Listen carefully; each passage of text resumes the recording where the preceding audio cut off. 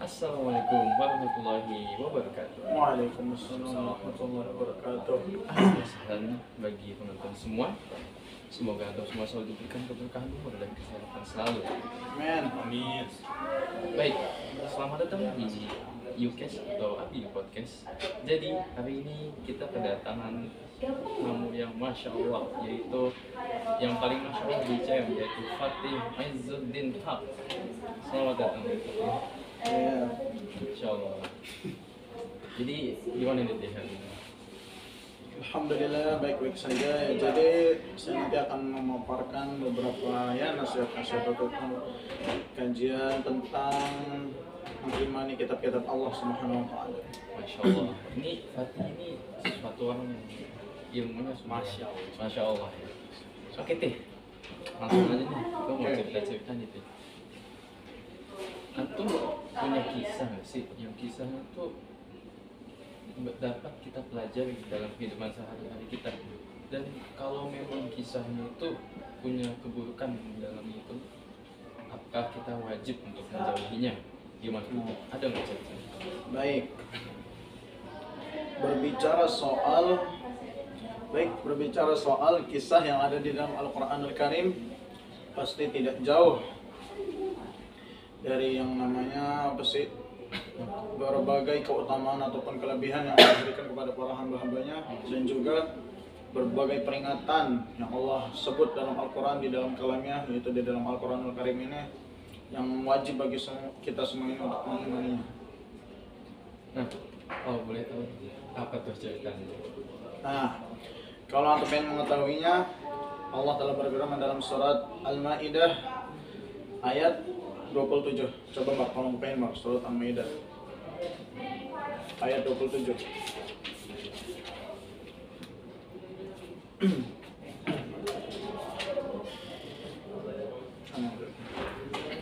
Nah, bismillah. A'udzubillahi minasyaitonirrajim. Di sini Allah berfirman tentang cerita kedua anak Nabi Adam alaihi salatu wassalam. Watlu alaihim naba'a bani Adam bil haqq.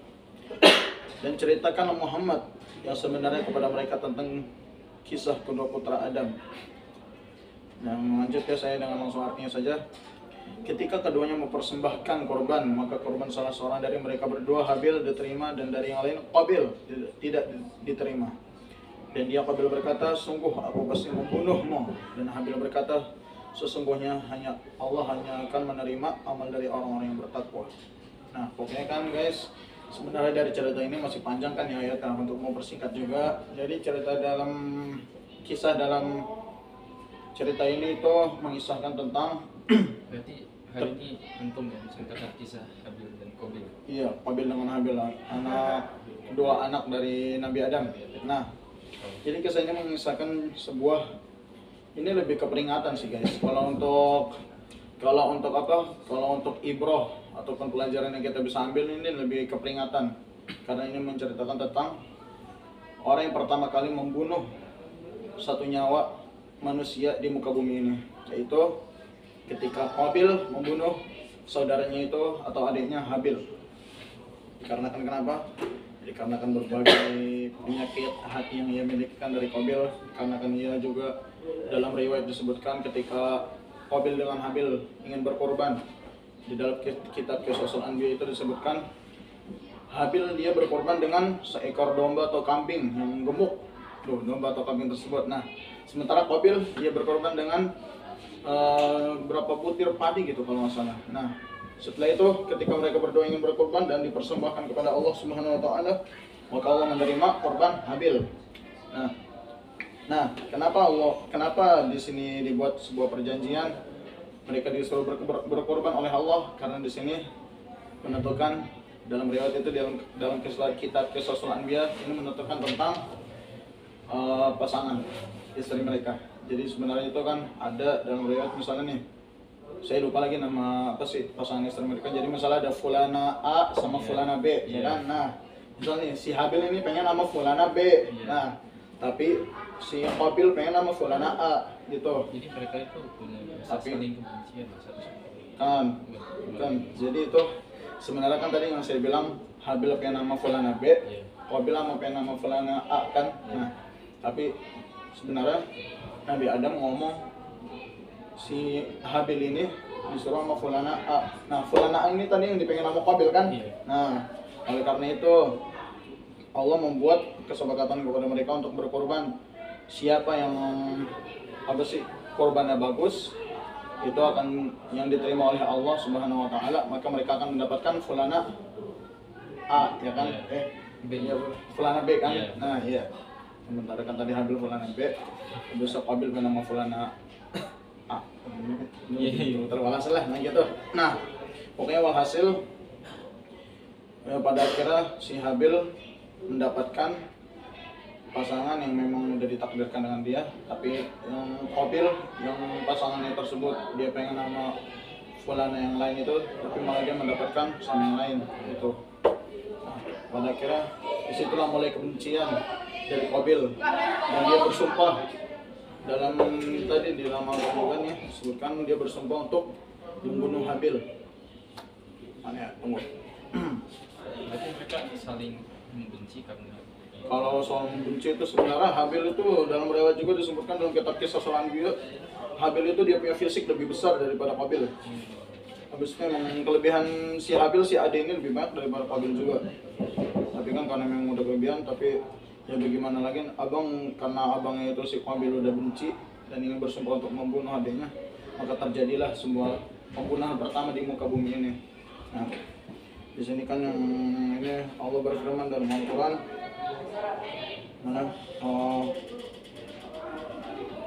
Inni uridu an tabu'a bi ismi wa ismika fatakuna min ashabin nar wa dzalika jazaa'udz zalimin. Sungguh, yang artinya sungguh jika engkau Qabil menggerakkan tanganmu kepadaku untuk membunuhku, aku tidak akan menggerakkan tanganku kepadamu untuk membunuhmu. Aku takut kepada Allah Tuhan Subhanahu wa taala. Jadi Habil berkata kepada Qabil, wahai Qabil, jika engkau ingin membunuhku, maka aku sama sekali tidak akan membunuhmu, dikarenakan aku takut kepada Allah Subhanahu wa taala. Nah, maka lanjut Allah berfirman lagi di ayat melewati ayat setelahnya itu Allah berfirman, "Fatawwa'at lahu nafsuhu qatla akhihi faqatalahu fa asbaha minal khasirin." Yang artinya maka nafsu Qabil itu meningkat dan mendorongnya untuk membunuh saudaranya si Habil, dan kemudian dia pun benar-benar membunuhnya. Qabil benar-benar membunuh si Habil, maka jadilah ia si Qabil tersebut termasuk orang-orang yang rugi. Nah, Qabil itu yang paling dendam ke Habil. nah, ya dikarenakan tadi soal apa? Soal pasangan kan. Tapi yang dia hanya takut pada Allah itu Habil. Habilnya. Habil sama sekali gak ada kebencian dalam hati, tidak ada. Yang benci itu Qabilnya. Qabil, ya. Dikarenakan tadi masalah itu kan. Dan juga memang kelebihan yang Habil miliki juga banyak kan, makanya juga hasad dalam diri Qabil juga banyak, kebencian juga banyak. Nah, oke, ibrah yang bisa kita ambil dalam cerita ini, dalam kisah ini tuh Allah berfirman, langsungnya kita lihat satu ayat itu Allah berfirman ini di sini ayat 32. Ayatnya banyak sih, ayatnya panjang sih. Pokoknya kesimpulan dari ayat ini itu yang artinya langsung, barang siapa yang membunuh satu orang, bukan karena orang itu membunuh orang lain, atau bahkan karena orang tersebut berbuat kerusakan di bumi, maka seakan-akan dia telah membunuh semua manusia. Tuh. Jadi jika ada satu orang yang membunuh seseorang tanpa ada, misalnya orang tersebut nggak ada dosa atau apa, tanpa alasan yang benar, maka seakan-akan orang yang membunuh ini ia telah membunuh seluruh manusia yang ada di muka bumi ini. Nah, tapi ibrah lagi, barang siapa yang memelihara kehidupan satu orang manusia, maka seakan-akan dia telah memelihara kehidupan seluruh manusia yang di muka bumi ini. Jadi jika kita ada menolong ataupun menjaga seseorang dari sebuah keburukan, misalnya orang itu dimaling atau tiba-tiba dirampok, dipegang, kita lindungi dia, maka seakan-akan kita mendapatkan keutamaan dari Allah Subhanahu wa taala. Itu kita seperti melindungi seluruh manusia yang ada di muka bumi ini. Itu ibrah yang dapat kita ambil dalam ayat ini ataupun dalam kisah ini.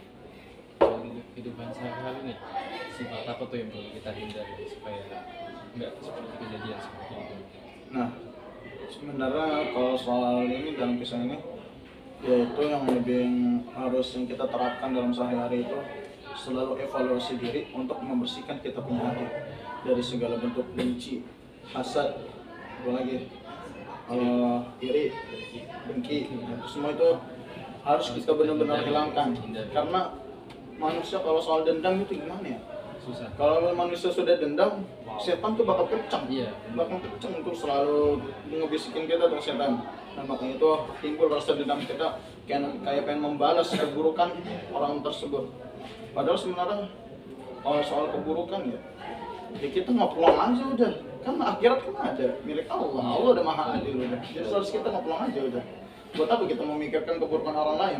Bahkan dalam sabda Nabi, saking benar-benar apa sih orang yang memiliki hati bersih itu benar-benar orang soleh itu benar-benar ngeplong. Jadi dalam sabda Nabi itu ada silman qata'at wa atiman haramat.